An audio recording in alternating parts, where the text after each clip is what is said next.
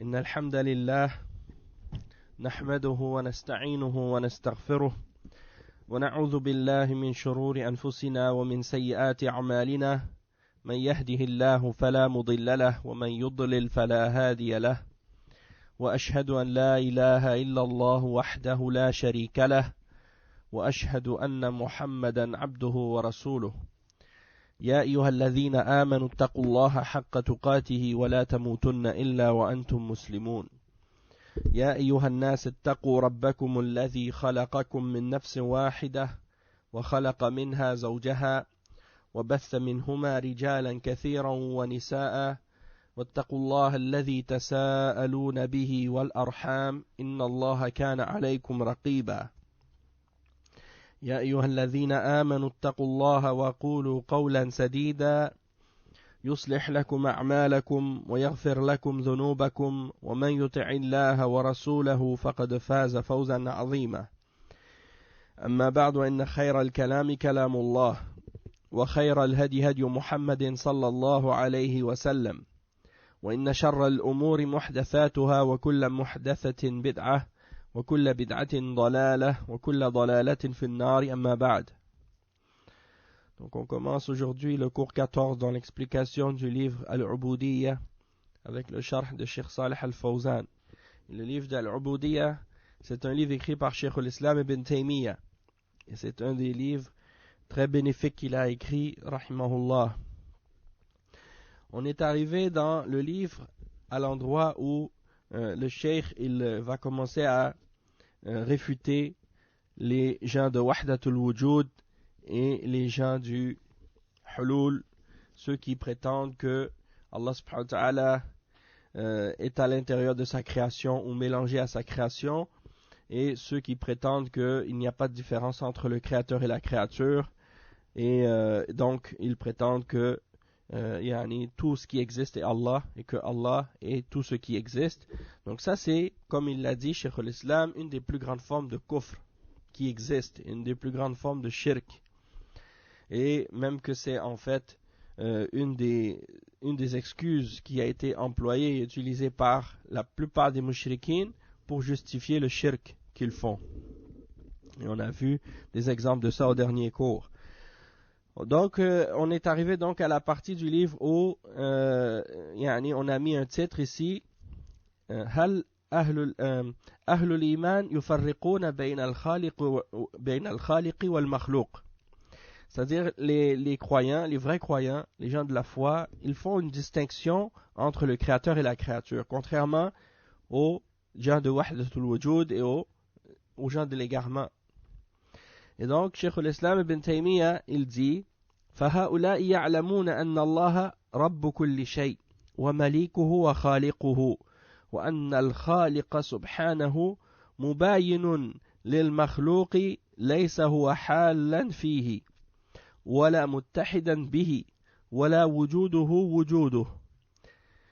Donc, pour dire à propos des gens de la foi, les vrais croyants, les gens qui s'accrochent à la bonne compréhension de l'islam, selon le Coran et la Sunna, et la compréhension des pieux prédécesseurs, ils font une distinction entre le créateur et la créature.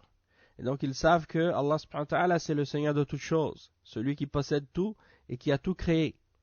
Et que le créateur est séparé de la création et de la créature. Et qu'il n'est pas à l'intérieur de celle-ci, il n'est pas mélangé ou fusionné en celle-ci. Et il n'est pas unifié non plus avec celle-ci, et que son existence n'est pas l'existence de la créature. C'est-à-dire dans le sens que Allah subhanahu wa ta'ala a une existence distincte de l'existence de la créature. Tandis que pour les mushrikines et pour les kuffars et les gens de Wahdatul Wujud, il n'y a pas de distinction entre l'existence d'Allah et l'existence des créatures, puisqu'ils considèrent que l'existence des créatures, c'est l'existence d'Allah et vice-versa. Donc ça, c'est de l'égarement total. Et on va lire maintenant le commentaire de Cheikh Al-Fawzan à propos de ça. Il dit donc que les vrais croyants, ce sont ceux qui connaissent Allah subhanahu wa ta'ala, qui savent que Allah subhanahu wa ta'ala est le Seigneur de toutes choses, celui qui possède tout et qui a tout créé. Et il dit à ce sujet-là, أي المؤمنون يثبتون توحيد الربوبية وتوحيد الألوهية ويفرقون بين الخالق والمخلوق فهم جمعوا بين توحيد الربوبية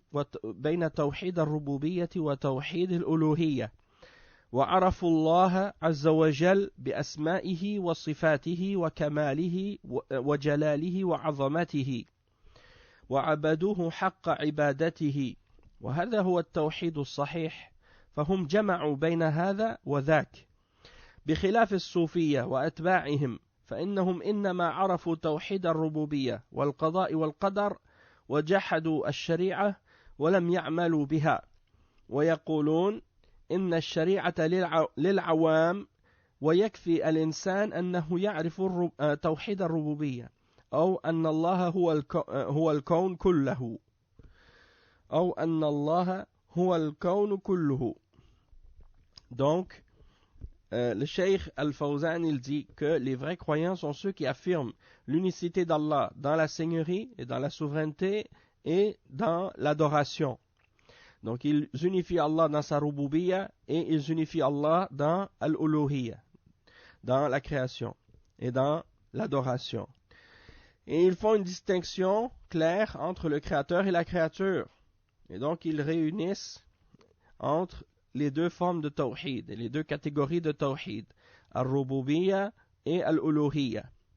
Donc le tawhid d'Allah subhanahu wa ta'ala dans la seigneurie et le tawhid d'Allah dans l'adoration, comme on l'a dit tout à l'heure. Et ils connaissent Allah subhanahu wa ta'ala par ses noms, par ses attributs, par sa perfection, par sa majesté, par sa grandeur, et ils l'adorent comme il mérite d'être adoré. Et donc ça c'est la vraie signification et la vraie compréhension de l'unicité d'Allah, du tawhid d'Allah. Donc ils ont réuni entre les deux, al-rububiyya wa al-uluhiyya, contrairement aux soufiyya et ceux qui les ont suivis, parce que eux ils ont uniquement connu tawhid al-rububiyya. Ils connaissent seulement le tawhid d'Allah subhanahu wa ta'ala dans sa seigneurie et dans al-qada ou al-qadar. Et donc pour eux ils considèrent que de croire en al-qada ou al-qadar, ça consiste à renier ou à rejeter la charia et de ne plus l'appliquer. Parce qu'ils disent, nous on se soumet à la prédestination, donc on rejette ou on n'applique pas la charia parce qu'on se soumet à la prédestination. Et donc ça c'est de l'égarement et de l'ignorance, comme on l'a expliqué dans les cours précédents. Et donc, le cheikh ils disent que la charia, c'est pour les gens du commun. Hein? Et que, qu'est-ce qui est suffisant pour eux de connaître, c'est la rububiyya. Et que Allah subhanahu wa ta'ala est la création tout entière. Donc ça, c'est leur position. Allah al-Musta'an. Et le cheikh il dit ensuite, à propos de la suite de la parole de Cheikh l'Islam, que le créateur il est séparé de la création, il n'est pas mélangé à celle-ci, il n'est pas unifié à celle-ci, et son existence n'est pas la sienne, l'existence de la création n'est pas son existence, et vice-versa. Et donc il commente à ce sujet-là en disant أي عرفوا الفرق بين الخالق والمخلوق بخلاف غلاة الصوفية الذين يقولون الكون كله هو الله ولا تعدد فيه ولا انقسام ولذلك يسمون أهل وحدة الوجود فالوجود بزعمهم كله هو الله تعالى الله عن ذلك فالرسل وأتباعهم يعتقدون بوجود الفرق بين الخالق والمخلوق وأن الله هو رب كل شيء وخالقه وما سواه فهو مخلوق وعبد لله عز وجل هؤلاء هم المؤمنون فيعتقدون أن الله جل وعلا مباين لخلقه ليس حالا في المخلوق كما تقوله الحلولية من الصوفية وغيرهم وكما تقوله النصارى إن الله حل في المسيح وهذا قول الحلولية أو الحلولية يعني الكفار فالله جل وعلا بائن من خلقه ليس في ذاته شيء من مخلوقاته ولا في مخلوقاته شيء من ذاته سبحانه وتعالى فهو فوق مخلوقاته استوى على العرش فوق كل شيء وهو العلي الأعلى جل وعلا. فقول المصنف رحمه الله أن الخالق سبحانه مباين للمخلوق هذا رد على الحلولية والاتحادية. وكلمة مباين معناه منفصل، فالخالق منفصل عن المخلوق والمخلوق منفصل عن الخالق، وليس بينهما اختلاط ولا اتحاد ولا حلول كما يقوله الحلولية، ولا وجوده وجوده كما يقوله أهل وحدة الوجود إن وجود الخالق هو وجود المخلوق. Donc on va traduire ce paragraphe, et le cheikh il explique ici, il dit que donc les vrais croyants qui ont affirmé le tawhid dans ces catégories, al-rububiyya ou al-uluhiyya, ils savent la distinction entre le créateur et la créature, contrairement aux extrémistes parmi les soufis qui disent que toute l'existence et tout l'univers entier est Allah, et qu'il n'y a pas de division, il n'y a pas de séparation, il n'y a pas de multiplicité dans la création. Tout ce qui existe est une seule chose, et c'est Allah. Et Allah est la création, et la création c'est Allah. Donc ces gens-là, on les appelle les gens de Wahdatul Wujud. Et donc ils croient que tout ce qui existe est Allah, et que Allah est tout. Allah al-Musta'an. Et donc que Allah soit purifié de ce genre de paroles, et de ce genre d'égarements, et de paroles de mécréance et de shirk. Parce que les messagers et ceux qui les ont suivis, ils croient en une distinction, une séparation entre la créature et le créateur. Et que Allah subhanahu wa ta'ala, il est le Seigneur de toutes choses, le maître de toutes choses et le créateur de toutes choses. Et tout ce qui existe en dehors d'Allah subhanahu wa ta'ala est créé, est une créature d'Allah et un serviteur d'Allah. Donc ceux qui affirment cette distinction-là sont les vrais croyants. Ils croient que Allah subhanahu wa ta'ala est séparé de sa création. Il n'est pas mélangé avec celle-ci, contrairement à ce que disent les haluliyya, qui croient que Allah subhanahu wa ta'ala entre dans sa création et est mélangé avec elle, comme certains d'entre les soufis et d'autres. Et contrairement à ce que disent également les chrétiens, parce que les chrétiens font partie de cette catégorie d'égarés, qu'on appelle al-hululiyya.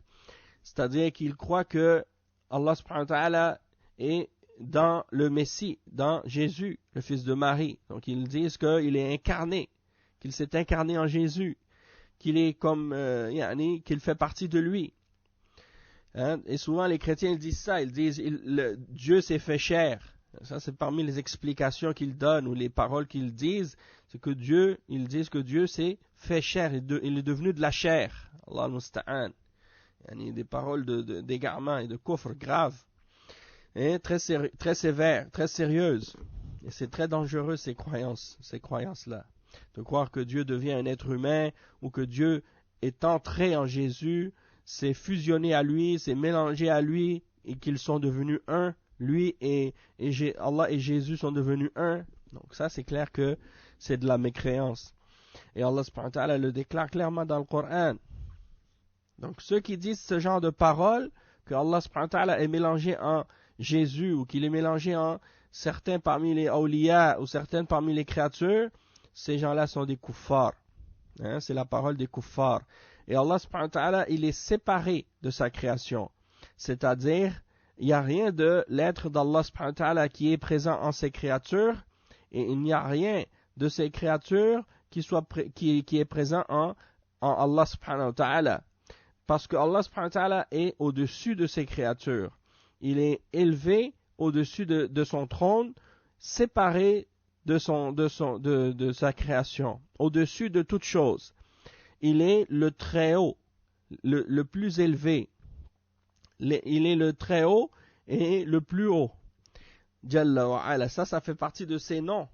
Parce que parmi les noms d'Allah, il y a Al-Ali, qui signifie qu'il est le très haut, et Al-A'la, c'est-à-dire le plus haut, celui qui est au-dessus de toute chose. Jalla wa ala. Et ça implique bien entendu qu'il est haut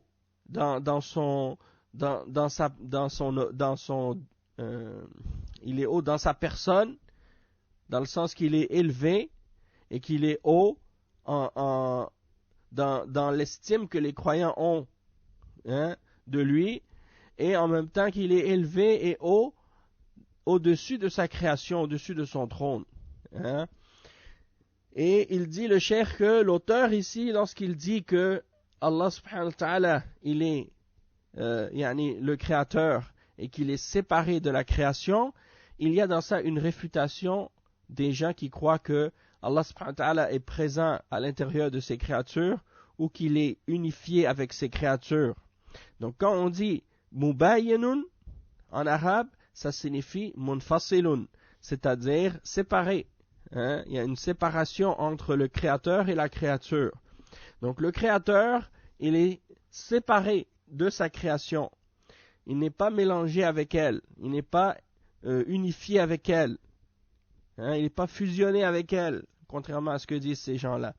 Et la créature est séparée du créateur aussi. Donc il n'y a pas de mélange entre le créateur et la créature. Il n'y a pas d'unification quelconque entre le créateur et la créature. Il n'y a pas de fusionnement ou de mélange et d'entrée l'un dans l'autre. Non. Allah subhanahu wa ta'ala, c'est Allah, le créateur, et la création, c'est la création. Et il n'y a pas de mélange entre le créateur et la créature en quoi que ce soit, et sous aucune forme non plus. Et donc, ça c'est la position des gens de la foi, des gens de Ahl Sunnah wal Jama'a, des gens du Coran, ceux qui suivent le Coran et la Sunna, et qui suivent l'exemple des pieux prédécesseurs. Tandis que les gens de Al-Hululiyya, eux, ils considèrent que il y a des mélanges entre le créateur et la créature, que Dieu rentre dans certaines personnes, ou qu'il est présent dans certaines personnes, ou qu'il se mélange avec certaines personnes, qu'il devient un avec certaines personnes, ou bien, parfois ils vont même jusqu'à dire, comme les gens de Wahdatul Wujud, que son existence est l'existence même de la création, comme ils disent. Et ça, c'est la position des gens de Wahdatul Wujud qui prétendent que le créateur et la créature, c'est la même chose. Il n'y a pas de distinction, il n'y a pas de séparation, il n'y a pas de créateur ou de créature. Tout est Allah. Donc il faut être conscient qu'il y a des gens qui croient en ça. Et ce n'est pas des choses qu'on retrouve seulement dans les livres des ulama qui condamnent ces genres de croyances-là. Et que c'est des choses certains pensent que c'est des choses qui existaient dans le passé et qu'aujourd'hui c'est fini. Non, il y a des gens aujourd'hui dans le monde musulman qui prônent ces idées-là et qui appellent à ces croyances-là et qui croient en ça réellement. Allah al-Musta'an. Donc il faut vraiment être conscient de ça et faire attention à ça et savoir le danger qu'il y a dans ces croyances d'égarement-là. Le cheikh il dit وَالنَّصَارَى كَفَّرَهُمُ اللَّهُ بِأَنْ قَالُوا. Donc ça c'est la parole de Cheikh l'Islam Ibn Taymiyyah. Il dit وَالنَّصَارَى كَفَّرَهُمُ اللَّهُ بأن قالوا بالحلول والاتحاد بالمسيح خاصة فكيف من جعل ذلك عاما في كل مخلوق يعلمون ويعلمون مع ذلك أن الله أمر بطاعته وطاعة رسوله ونهى عن معصيته ومعصية رسوله وأنه لا يحب الفساد ولا يرضى لعباده الكفر وأن على الخلق أن يعبدوه فيطيعوا أمره ويستعينوا به على ذلك كما قال إياك نعبد وإياك نستعين. Donc on va lire maintenant, on va traduire ce passage. Le cheikh il dit, et ça c'est un argument très clair et évident, il dit les chrétiens, Allah subhanahu wa ta'ala les a déclarés mécréants dans le Coran parce qu'ils croient en al-hulul et à l'ittihad, c'est-à-dire ils croient que Allah subhanahu wa ta'ala est devenu un et qu'il s'est mélangé avec Jésus en particulier. Ils disent ça en particulier à propos de Jésus seulement en général. Donc le cheikh il dit, si c'est le cas pour les chrétiens qui ont déclaré que Allah subhanahu wa ta'ala est devenu un avec Jésus ou qu'il est à l'intérieur de Jésus et que Allah subhanahu wa ta'ala les a déclarés kuffar pour ça, À cause de ça, donc, que dire de celui qui fait de cette unification ou de cette unité entre le Créateur et la créature dans tout et pour toutes les créatures au complet, sans exception. Donc, ça c'est clair que c'est encore plus grave. Et donc, ils savent, les gens qui sont sur la vraie compréhension de l'islam, savent que les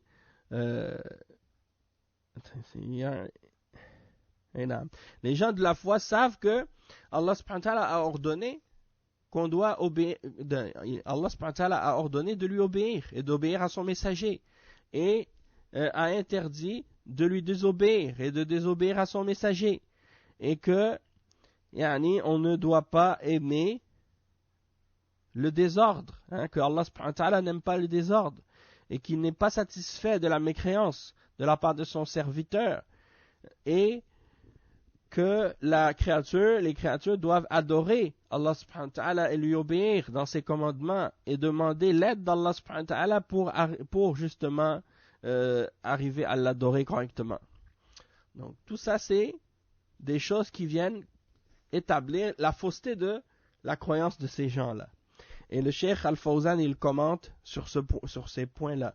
Et il dit وَالنَّصَارَ أَخَفُّ كُفْرًا مِنَ الْحُلُولِيَّةِ. Et c'est ça le point en fait. C'est que, en voulant dire que la mécréance des gens qui croient en al-hulul, parmi les soufis, c'est leur mécréance, la mécréance des gens de hulul, qui croient que Allah subhanahu wa ta'ala est présent dans toutes les créatures ou dans la création, eh bien, leur mécréance, la mécréance des chrétiens est moins grave et moins grande que celle de ces gens-là, de ces soufis. Et donc, la raison de ça, ou l'argument derrière ça, c'est quoi? C'est que celui qui croit que les deux sont des kuffars, les deux sont des kuffars dans tous les cas, les chrétiens et les hululiyya. Mais ici, le cheikh, il veut donner l'exemple et il veut établir la preuve contre eux que si les chrétiens sont kuffars parce qu'ils disent que Allah subhanahu wa ta'ala est présent en un être humain, un prophète qui est Isa ibn Maryam alayhi salam, donc celui qui dit que Allah subhanahu wa ta'ala est dans tout et mélangé avec sa création en entier, alors celui-là, son kufr est encore plus grand. Donc les chrétiens, leur kufr est moins grave que le kufr des hululiyya. C'est ça qu'il essaie de clarifier ici. Et donc il dit وَالنَّصَارَ أَخَفُّ كُفْرًا مِنَ الْحُلُولِيَّةِ لأن الحلولية يعتقدون أن الله حال في كل شيء حتى المراحيض ودورات المياه والحشوش تعالى الله عن ذلك. أما النصارى فإنما زعموا أن الله اتحد بالمسيح عيسى بن مريم عليه السلام ولم يعمموا اتحاده في كل المخلوقات فهم أخف كفرا من الحلولية والاتحادية مع أن كفر النصارى هو أشنع الكفر كما قال تعالى لقد كفر الذين قالوا إن الله هو المسيح ابن مريم قل فمن يملك من الله شيئا إن أراد أن يهلك المسيح ابن مريم وأمه ومن في الأرض جميعا ولله ملك السماوات والأرض وما بينهما يخلق ما يشاء والله على كل شيء قدير. Donc le cheikh il dit les chrétiens leur mécréance est moins grave que la mécréance des haluliyya. Pourquoi? Parce que les haluliyya ils croient que Allah subhanahu wa ta'ala est présent en toutes choses, même dans les toilettes, dans les salles de bain et dans les endroits sales et des choses comme ça. Que Allah soit purifié, que Allah soit exalté de ce genre de choses. Tandis que les chrétiens, eux, ils prétendent que Allah subhanahu wa ta'ala est seulement mélangé ou unifié avec Jésus, le fils de Marie, alayhi salam. Et ils n'ont pas généralisé ça à toute la création et à toutes les créatures. Donc leur mécréance est moins grave que la mécréance des haluliyya et des ittihadiyya, ceux qui prétendent que Allah subhanahu wa ta'ala est mélangé ou fusionné ou unifié avec sa création. Malgré que la mécréance des chrétiens est plus laide, et une des plus laides parmi les différentes formes de mécréance. Et la preuve de ça, c'est dans plusieurs versets dans le Coran, dont le verset 17. Dans Surat Al-Ma'idah, dans lequel Allah subhanahu wa ta'ala justement mentionne qu'ils ont certes mécru. Ceux qui ont dit que Allah subhanahu wa ta'ala c'est le Messie, fils de Marie. Donc ils déclarent leur mécréance. Il dit, certes sont mécréants ceux qui disent Allah c'est le Messie, fils de Marie. Dis, ô Muhammad, qui donc détient quelque chose d'Allah pour l'empêcher s'il voulait faire périr Jésus le Messie, un fils de Marie, ainsi que sa mère et tous ceux qui sont sur terre. Donc si Allah voulait détruire toute la terre entière et tout ce qu'il y a dessus, y compris Jésus, y compris sa mère, personne ne pourrait l'empêcher. Donc c'est à Allah seul qu'appartient la royauté des cieux et de la terre et de ce qui s'y trouve entre les deux. Il crée ce qu'il veut et il est Allah subhanahu wa ta'ala, celui qui a le pouvoir sur toute chose. Donc ça fait partie des arguments qui montrent la fausseté de la croyance des chrétiens et bien entendu celui qui croit que Allah subhanahu wa ta'ala est présent dans toutes les créatures, il est encore plus mécréant que ceux-là. C'est ça le point ici.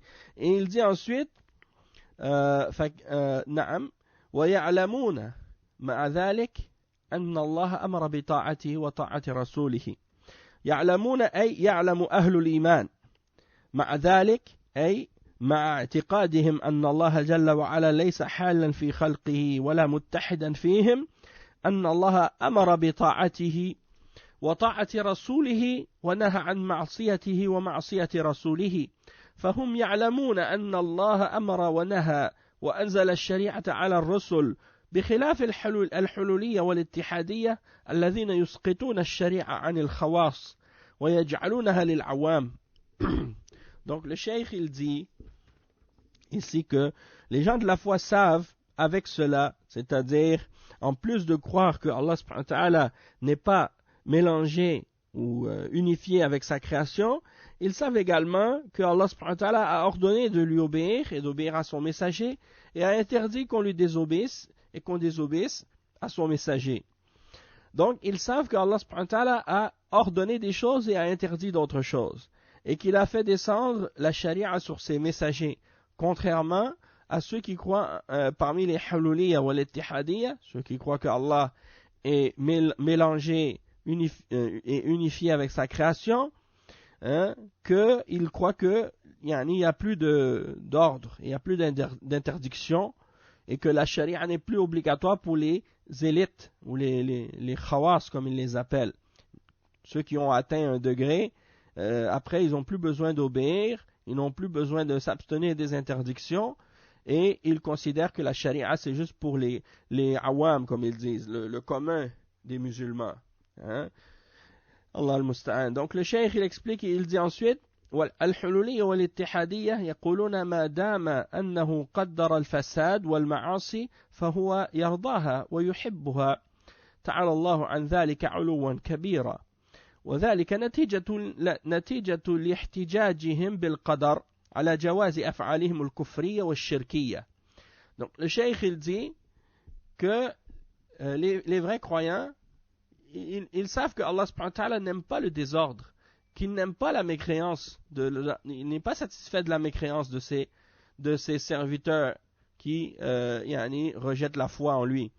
Et le cheikh il explique ici ensuite, il dit donc que les gens de Hulul, eux, ils considèrent que du fait que Allah subhanahu wa ta'ala a prédestiné le désordre et la désobéissance, que ça veut dire pour eux que Allah est satisfait de ça, qu'il est satisfait du désordre et de la désobéissance et qu'il l'aime.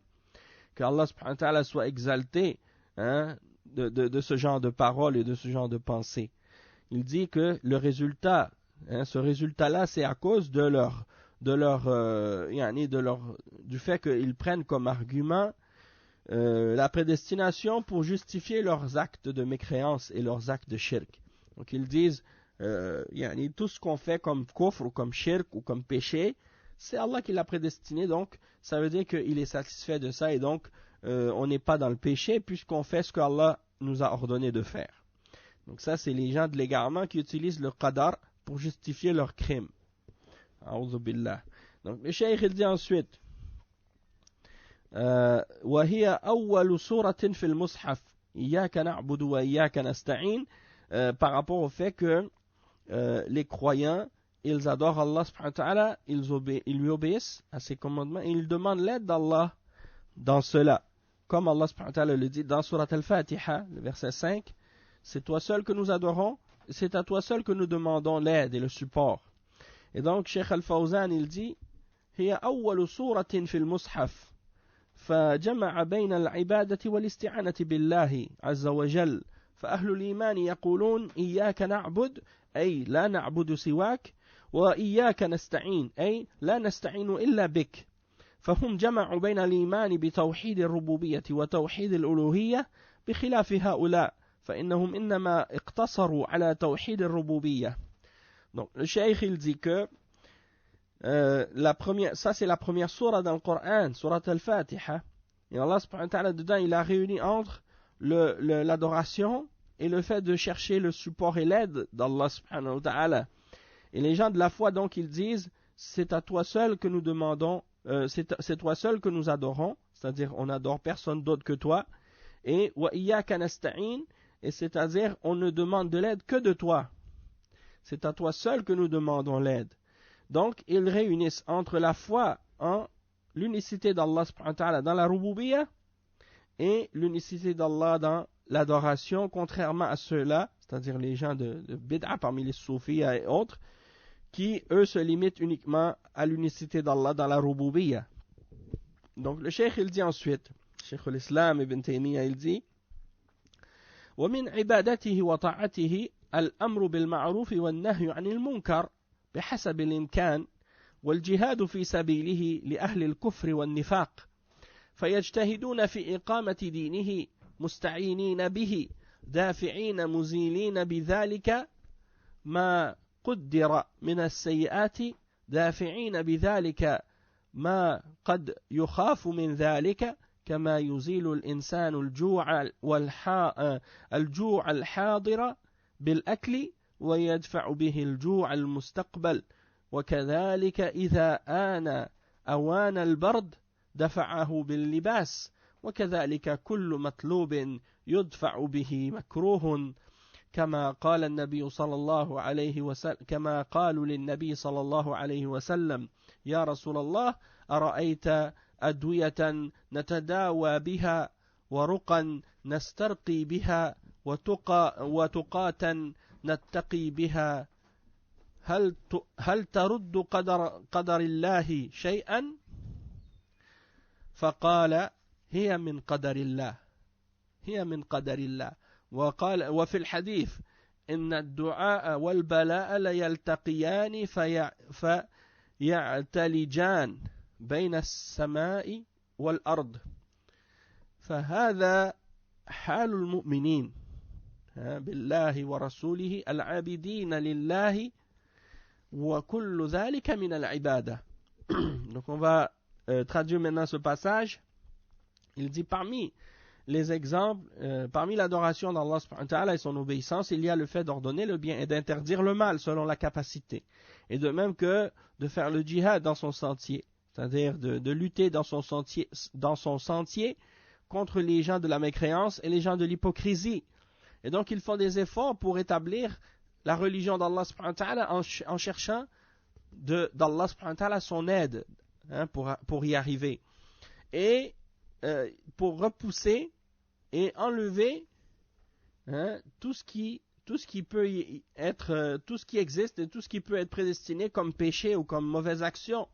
Et il repousse cela, il repousse par cela ce de quoi on peut avoir peur, de même que l'être humain, il repousse la faim présente par le fait de manger, et il repousse la faim qui est à venir également, c'est-à-dire quand il va avoir faim dans le futur, par le fait de préparer la nourriture. De même que lorsque vient le froid, il va repousser le froid par les vêtements qui réchauffent, et c'est ça qui est ordonné de l'être humain, c'est-à-dire qu'il repousse tout ce qui est mauvais, tout ce qui est déplaisant. Et donc on va expliquer jusqu'à qu'est-ce qu'on a dit maintenant. puis après, on reviendra à la suite de qu'est-ce que le cheikh a mentionné comme argument. Et qu'est-ce qu'il veut dire par là, le cheikh ici, dans qu'est-ce qu'on a lu maintenant, c'est qu'il n'y a aucun mal de repousser ce que Allah subhanahu wa ta'ala a prédestiné par ce qu'il a prédestiné, et d'utiliser les moyens que Allah subhanahu wa ta'ala nous a légiférés pour établir sa religion et établir le bien, hein, et repousser le mal. Et c'est ça qui est ordonné, et non pas de se soumettre à la prédestination en acceptant le péché et la désobéissance, ou en acceptant ce qui est mauvais, ou qu'est-ce qui ramène du mal pour nous. Hein, comme par exemple, si tu dis, quand l'hiver arrive, tu dis, je veux pas m'habiller chaudement parce que Allah il va me réchauffer, ou bien Allah subhanahu wa ta'ala il a prédestiné le froid et l'hiver, donc je ne vais pas repousser ça en mettant des vêtements. Donc ça c'est contraire à la raison, hein, contraire à la révélation et contraire à la raison aussi. Et on va lire les exemples de qu'est-ce que Cheikh Al-Fawzan a répondu à ce sujet-là. Et donc le Cheikh il dit, لا يكفي من المؤمن أنه يستقيم في نفسه ولا يأمر بالمعروف ولا ينهى عن المنكر ولا يجاهد في سبيل الله، بل لا بد من الدعوة والجهاد، فلا يترك الناس من دون أمر ونهي وبدون جهاد في سبيل الله. لا أحد منهم يقول ليس علي إلا من نفسي وليس علي من الناس، فقد أوجب الله على المؤمنين الدعوة إلى الله وأوجب عليهم النصيحة وكذا الأمر بالمعروف والنهي عن المنكر بحسب استطاعتهم، وأوجب عليهم الجهاد في سبيل الله بحسب استطاعتهم لإعلاء كلمة الله ونشر دينه، لقوله صلى الله عليه وسلم: من رأى منكم منكرا فليغيره بيده فإن لم يستطع فبلسانه فإن لم يستطع فبقلبه وذلك أضعف الإيمان. Donc, le cheikh il dit que c'est pas suffisant pour le croyant qu'il soit droit en lui-même seulement, mais il doit ordonner le bien et interdire le mal, et il doit également lutter dans le sentier d'Allah. Donc tu ne peux pas dire, moi je ne vais pas ordonner le bien, je ne vais pas interdire le mal, je ne vais pas faire le jihad fi sabilillah, je ne vais pas faire la da'wa, je ne vais pas faire le jihad. Hein? Non. Hein? Ceux qui disent ça, ils ont tort. Ils disent, moi je vais laisser les gens. Hein?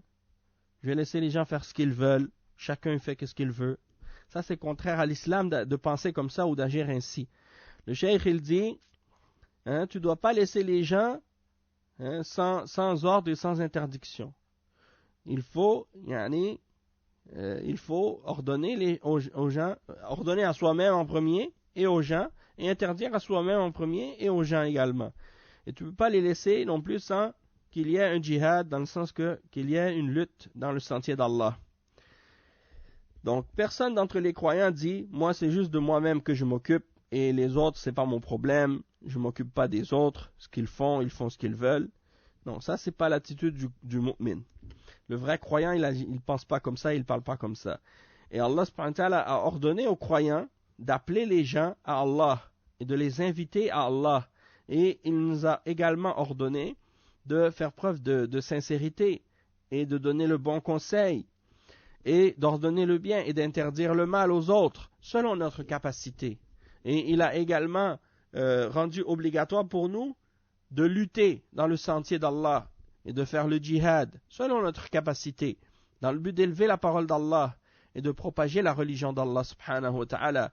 Et c'est pourquoi Allah subhanahu wa ta'ala dit dans le Coran, ou plutôt, c'est pour ça que le prophète sallallahu alayhi wa sallam dit, celui d'entre vous qui voit un mal, qu'il le condamne ou qu'il le change par sa main, et s'il n'est pas capable de le changer, s'il n'est pas capable alors qu'il le change par sa langue, et s'il n'est pas capable alors qu'il le change par son cœur, et cela est le plus faible de la foi. Ensuite le cheikh il dit, فجهاد أهل الكفر بالسلاح لأنه لو ترك الكفار ولم يقاتلوا لتسلطوا على المسلمين ونشروا الكفر ودعوا إليه وصدوا عن سبيل الله فلا بد من جهادهم لكف شرهم عن الإسلام والمسلمين، فلو تركناهم ما تركونا، كما هو مشاهد الآن من فعل الكفار بالمسلمين، فلا بد من جهادهم مع الاستطاعة والجهاد ليس من الأمور الفردية كل يجاهد منفردا بل يشترط للجهاد الجماعة ويشترط له السمع والطاعة لولي الأمر واجتماع الكلمة تحت قيادة موحدة فالجهاد إذن لا يقوم إلا بجماعة وبإمامة وقيادة مسلمة وليس الجهاد فوضى كل يحمل السلاح ويقتل ويضرب فليس هذا من الجهاد ولم يأمر به الإسلام لأن هذا من الفوضى التي تضر الإسلام والمسلمين ومن التخريب المحرم والإفساد في الأرض. Donc le cheikh il explique ici des points très importants. Il dit le djihad, le fait de faire le djihad contre les gens de la mécréance, ça se fait avec les armes. C'est-à-dire avec les armes et le fait de combattre les gens de la mécréance, ça fait partie des éléments de la foi et de l'islam. Il dit le cheikh que si on laisse les mécréants et qu'on les combat pas, les kuffars, eh bien eux ils vont prendre le dessus sur les musulmans et par la suite qu'est-ce qu'ils vont faire? Ils vont propager la mécréance et ils vont inviter les gens à la mécréance et ils vont obstruer le chemin d'Allah subhanahu wa ta'ala et empêcher les gens de suivre la religion d'Allah subhanahu wa ta'ala. Et donc c'est pour ça qu'il est obligatoire pour les musulmans, et les musulmans n'ont pas le choix de faire le djihad dans ce cas-là pour justement cesser le mal de se produire contre l'islam et contre les musulmans. Et il dit que si nous les laissons, c'est-à-dire si on laisse les kuffars, eux ils ne vont pas nous laisser. Donc si toi tu dis moi je laisse, je ne veux pas faire le djihad, si tu cesse de les combattre, eux ils ne vont pas cesser de te combattre. Et c'est ce qu'on voit actuellement de la part des kuffars, comment ils agissent envers les musulmans. Ils disent donc c'est pour cette raison-là que c'est une obligation pour les musulmans de les combattre avec la capacité, lorsqu'on a la capacité. Et donc ensuite le cheikh il fait un commentaire et il clarifie certaines choses pour que les gens justement il n'ait pas de mauvaise compréhension par rapport à la question du djihad, parce que à l'heure actuelle il y a toutes sortes de gens qui font des choses au nom du djihad qui n'ont rien à voir avec le djihad et qui font du terrorisme même au nom de l'islam et qu'ils prétendent que ça c'est le djihad dans l'islam alors que c'est pas du tout le cas. Et le cheikh il clarifie ça en disant que le djihad ce n'est pas des choses qu'on fait de façon individuelle. Chacun il fait le djihad comme il veut. Non, il y a des conditions pour le djihad et parmi les conditions pour le djihad il faut qu'on soit unifié. Il faut que les musulmans soient unis derrière un dirigeant. Il faut qu'il y ait une jama'a et il y a également une autre condition, c'est qu'il y ait l'écoute et l'obéissance du dirigeant musulman. Dans les pays musulmans, il y a des dirigeants. Donc le djihad, il doit être fait derrière ces dirigeants-là et non pas de façon individuelle. Et certains égarés actuellement dans le monde musulman et dans les pays non musulmans, ils se moquent des musulmans lorsqu'on clarifie ces conditions-là. Ils disent, ils demandent la condition d'avoir des dirigeants ou de rester derrière les dirigeants. Ils disent, mais les dirigeants, ils ne veulent pas faire le djihad. Donc, eux, ils se disent, ils disent, les dirigeants, eux, refusent de faire le djihad. Donc, puisque eux, ils refusent de faire le djihad, donc nous, on va le faire individuellement. C'est là qu'on voit comment ils suivent leur passion. Puisque la responsabilité, comme on a dit, d'établir le djihad, c'est la responsabilité du dirigeant musulman dans les pays musulmans. Donc ceux qui sont au pouvoir dans les pays musulmans, si eux, ils ne font pas le djihad, on n'a pas le droit de le faire à leur place. C'est leur responsabilité, c'est eux qui gèrent cette question-là, et non pas les individus parmi les musulmans, le commun des musulmans, qui prend un arme et qui décide par lui-même de partir. Si eux, les dirigeants, ils ne le font pas, c'est eux qui vont être questionnés au jour de la résurrection par Allah subhanahu wa ta'ala pourquoi ils ne l'ont pas fait et pas nous. Et deuxièmement aussi une chose qui est importante, c'est que ces dirigeants-là parfois ils ont raison de ne pas le faire. Ils ont raison de ne pas le faire. Pourquoi? Parce que Allah subhanahu wa ta'ala il n'a pas ordonné le djihad excepté à condition d'avoir la capacité de le faire. Parce que Allah subhanahu wa ta'ala il nous ordonne pas de nous envoyer, se faire tuer nous-mêmes pour rien et sans raison et sans qu'on soit capable d'affronter un ennemi. surtout si cet ennemi-là a une force militaire qui est plusieurs fois plus forte que la nôtre. Hein? Donc Allah subhanahu wa ta'ala, il ne nous ordonne pas de nous suicider et de se tuer nous-mêmes, hein? Ou de gaspiller notre vie, hein? D'aller se faire tuer sans qu'il y ait rien de positif en retour. Contrairement à ces égarés parmi les Khawarij à notre époque, qui pensent que le but du djihad c'est à tout prix d'aller se faire tuer, et que c'est ça le djihad, de se faire tuer. Le djihad c'est pas de se faire tuer, le djihad c'est d'élever la parole d'Allah au-dessus de toute autre parole. Hein? Donc ça c'est une chose très importante aussi. Combien de musulmans ont participé à l'époque du prophète sallallahu alayhi wa sallam à des batailles, hein? Depuis la bataille de Badr jusqu'à après même la mort du prophète sallallahu alayhi wa sallam, ils ont continué à combattre dans le djihad, et il y en a qui ne sont pas morts dans le combat. Hein? Il y en a qui ne sont pas morts dans le combat, ils sont morts direct en marchant vers la mosquée. Comme Ali radiallahu anhu ou Omar ibn al-Khattab radiallahu anhu, ils ont participé à presque toutes les batailles de l'islam avec le prophète sallallahu alayhi wa sallam, et après la mort du prophète sallallahu alayhi wa sallam, et ils ne sont pas morts dans le combat, ils sont morts dans la prière, hein, en allant à la mosquée. Donc de penser que le but du djihad c'est d'aller se faire tuer, non, c'est pas ça le but. C'est Allah subhanahu wa ta'ala qui a prédestiné ça de toute façon. Mais l'important c'est de savoir que le djihad, il y a des conditions. Il faut que ce soit fait par la jama'a, derrière un dirigeant musulman, avec son armée, et que ce soit quelque chose qu'on ait la capacité de faire. Donc le dirigeant, si lui il dit, moi je considère que nous on n'a pas la capacité de le faire, dans ce cas-là on ne peut pas contredire son opinion et son point de vue. Et on doit l'écouter, surtout que à notre époque, on le constate et on le voit, que c'est réellement pas possible. Hein? Et en plus de ça, il faut qu'il y ait une unité dans la gouvernance et la gestion de cette armée-là.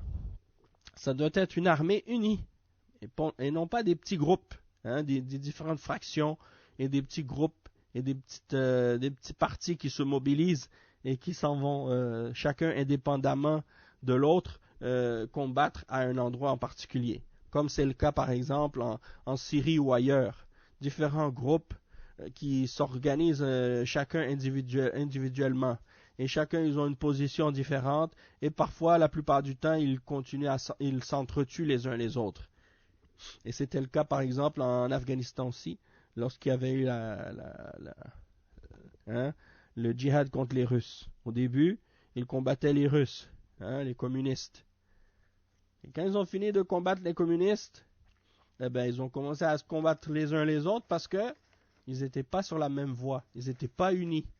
Ils n'étaient pas unis dans l'aqidah, ils n'étaient pas unis dans le manhaj, et ils n'étaient pas unis dans leur compréhension de l'islam, dans quoi que ce soit. Donc, le résultat, c'était ça. C'est qu'ils ont fini par se combattre les uns les autres et de s'entretuer. Donc ça, c'est pas correct. Il faut qu'il y ait un seul commandant, un seul commandement dans cette armée-là. Et il dit le djihad, c'est quelque chose qui se fait derrière un dirigeant et avec la jama'a, avec une gouvernance musulmane. Et donc le djihad, c'est pas le chaos, c'est pas le désordre, c'est pas chacun il porte une arme et il tue qui il veut, il frappe qui il veut, hein, quand il veut, où il veut, comme il veut. Non, ça c'est pas le djihad. Le cheikh il dit ça c'est pas le djihad, et l'islam n'a pas ordonné de faire ça. Il dit ça c'est le désordre et c'est le chaos qui fait plus de tort à l'islam et aux musulmans. Et ça fait partie de la destruction interdite par l'islam et du désordre sur la terre. Et ça, c'est tout à fait interdit en islam. Après, le cheikh, il dit وَأَمَّا أَهْلُ النِّفَاقِ فَيُجَاهَدُونَ بِاللِّسَانِ لِأَنَّهُمْ يُظْهِرُونَ الْإِسْلَامَ وَيَظْهَرُ مِنْهُمْ كَلَامٌ سَيِّئٌ وَتَفُوحُ مِنْهُمْ رَوَائِحَ الْكُفْرِ فَهَؤُلَاءِ يُجَاهَدُونَ بِاللِّسَانِ وذلك بالرد عليهم وإبطال شبهاتهم وتتبع مقالاتهم ومؤلفاتهم والرد عليهم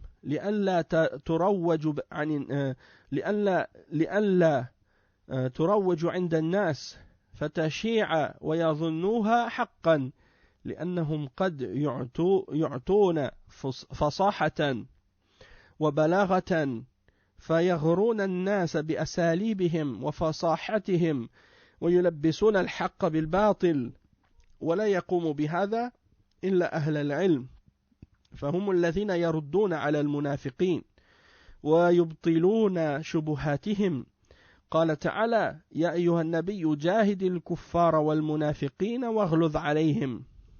Donc le cheikh il dit en ce qui concerne les gens de l'hypocrisie, ceux qu'on appelle les munafiqoun en arabe, eh bien ceux-là on va faire le djihad contre eux, mais le djihad contre les munafiqin se fait par la langue.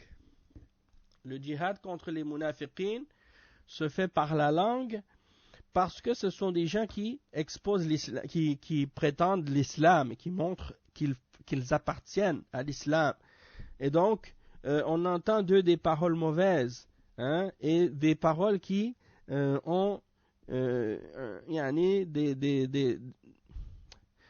qui sentent la mécréance. Il y a comme un vent de mécréance dans leurs paroles. Mais ce n'est pas toujours explicite, ce n'est pas toujours clair. Mais ils disent des choses qui sont en contradiction avec l'islam.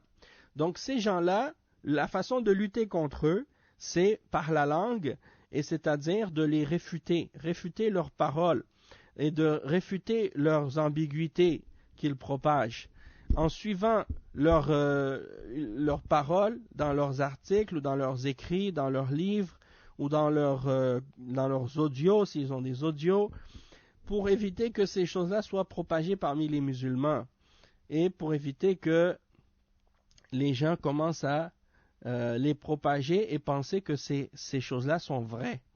Parce que parfois, ces hypocrites-là ont reçu de l'éloquence et quand ils s'expriment, ils parlent avec beaucoup d'éloquence et beaucoup de clarté. Donc, les gens, quand ils les entendent parler, étant donné qu'ils parlent bien, ils se disent que ce sont des gens qui disent du vrai. Et ils ont toutes sortes de ruses pour tromper les gens et ils parlent d'une manière pour confondre le vrai et le faux.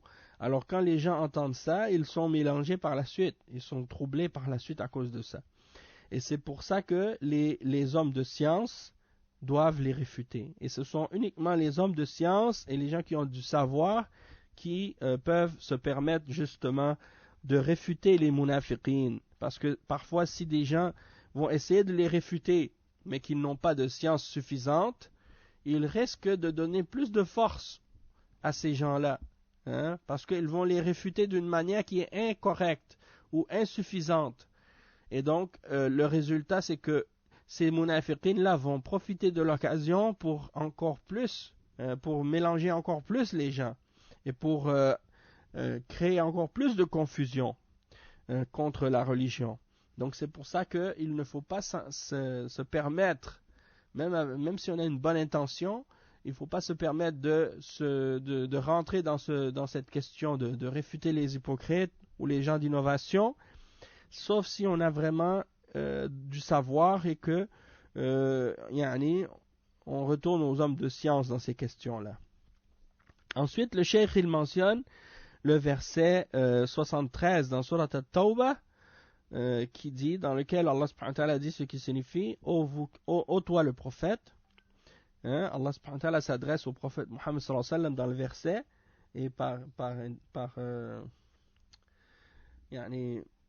il s'adresse en même temps aux musulmans en général. Il dit ô toi le prophète, lutte contre les kuffars et les munafiqin, contre les mécréants et les hypocrites, et sois rude envers eux. Donc le djihad contre les kuffars, c'est avec les armes, comme on a dit, et avec la langue aussi, bien entendu, mais en particulier avec les armes. Et pour les munafiqin, c'est pas avec les armes, parce que ce sont des musulmans, mais c'est avec la langue, en réfutant leurs mensonges et en purifiant l'islam de leurs mensonges et de leurs ambiguïtés.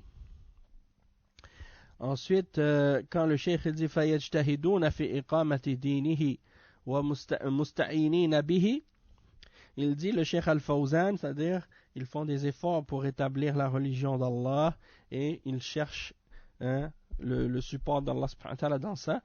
Il explique, Cheikh Al-Fawzan, il dit فالمؤمنون يقومون بالجهاد في سبيل الله لأهل الكفر والنفاق لئلا ينتشر الكفر فيخرج الإيمان لئلا ينتشر الكفر ويختفي الإيمان وبذل المسلمون ويذل المسلمون ويعز الكفار فلا بد من الجهادين جهاد الكفار من الخارج وجهاد المنافقين من الداخل فالمنافقون يعيشون مع المسلمين ويزعمون أنهم مسلمون ولكنهم ينشرون الشر وهم خدم للكفار في كل زمان ومكان فلا بد من جهاد الكفار من الخارج وجهاد المنافقين من الداخل حتى ينتصر الإسلام وينقمع أهل الشر.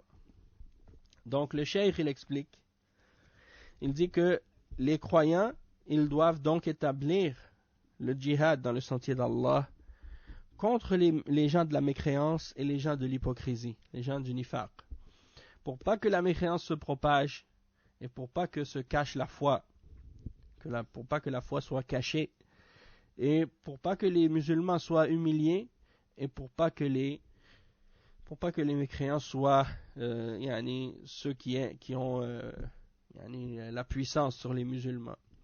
Et il faut donc qu'il y ait les deux catégories de djihad. Le djihad contre les kuffars, qui sont les ennemis extérieurs, et le djihad contre les munafiqin, qui est un djihad de l'intérieur. Donc il y a le djihad de l'extérieur contre les ennemis de l'extérieur, et le djihad contre les hypocrites, qui sont les ennemis intérieurs. Et les hypocrites, les munafiqun, ils vivent parmi les musulmans, et ils prétendent qu'ils sont musulmans, ils se font passer pour des musulmans, et ils propagent du mal parmi les musulmans. Donc ils sont comme des agents des kuffars à toute époque et en tout lieu. Ils travaillent pour eux, ils servent l'intérêt des kuffars. Et donc il faut absolument qu'il y ait le djihad contre les kuffars pour les combattre de l'extérieur, et le djihad contre les munafiqin, qui sont les ennemis intérieurs, pour que les musulmans et l'islam puissent avoir le dessus, et que l'islam puisse avoir la victoire, et que les gens du mal soient repoussés. Et avec les munafiqin, on peut calculer également les gens de bid'a, puisque les gens de bid'a et les munafiqin, ils ont des caractéristiques. Il dit, par rapport à l'autre point, دافعين مزيلين بذلك ما قدر من السيئات دافعين بذلك ما قد يخاف من ذلك. Donc on repousse ce qui a été prédestiné comme mauvaise chose, et également on repousse ce de quoi on peut avoir peur. Il dit donc فلا يقولون عن الكفر والنفاق هذا شيء مقدر قدره الله ونقول الله قدر وأمرنا أن نجاهد الكفار مع أنه قدر الكفر والشرك والمعاصي والنفاق ومع هذا أمرنا أن ندافع هذه الأشياء وأن نقاومها ولا نسكت عنها ونقول هذا مقدر فهذه حجة أهل الباطل. Donc c'est ça le point, on va terminer avec ce point là. Cheikh Al-Fawzan il dit on ne doit pas dire à propos de la mécréance et de l'hypocrisie, ça c'est quelque chose qui a été prédestiné par Allah. Allah il a prédestiné ça, donc il ne faut pas le combattre. Donc nous on doit dire Allah il a prédestiné la mécréance et l'hypocrisie, mais il nous a ordonné de faire le djihad contre le nifaq, contre les kuffars et contre les munafiqin. Malgré qu'il a lui-même prédestiné la mécréance, le shirk et les péchés et le nifaq et les bid'a, aussi on pourrait rajouter. Il dit, mais malgré ça, il nous a ordonné de repousser ces choses-là et de les affronter. et de ne pas se taire à leur sujet. Donc on va pas dire par exemple, ça c'est prédestiné. Ça c'est l'argument des gens du faux. De dire, oh non, la mécréance et l'hypocrisie et le shirk et la bid'a et le nifaq, c'est prédestiné, donc il faut pas le critiquer ou le condamner. Non. Allah, il les a prédestinés et en même temps, il nous a ordonné de les combattre. Hein, c'est ça qu'il faut comprendre. Donc, on va s'arrêter ici pour aujourd'hui. On continuera au prochain cours avec d'autres exemples que le cheikh a mentionné maintenant par rapport au qadar aussi. Donc on s'arrête ici et on continue la semaine prochaine bi'idhnillah. Subhanakallahumma bihamdika ashhadu an la ilaha illa ant astaghfiruka wa atubu ilayk wa sallallahu wa sallam ala nabiyyina Muhammad wa ala alihi wa sahbihi ajma'in. Wassalamu alaykum wa rahmatullahi wa barakatuh.